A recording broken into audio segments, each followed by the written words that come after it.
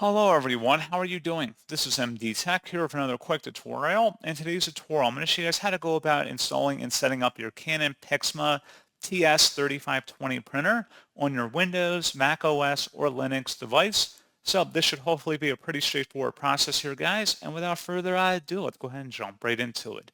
So all you have to do is open up a web browser, and into Google search, you want to look for Canon PIXMA TS3520 support. Go ahead and search for that.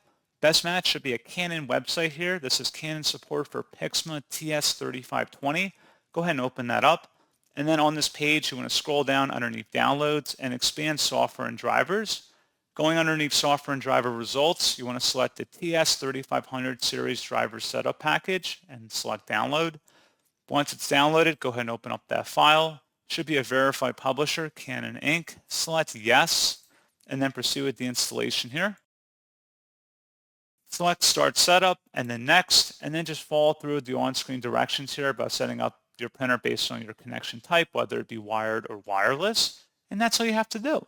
So pretty straightforward process, guys, and as always, thank you for watching. I do hope that I was able to help you out, and I do look forward to catching you all in the next tutorial. Goodbye.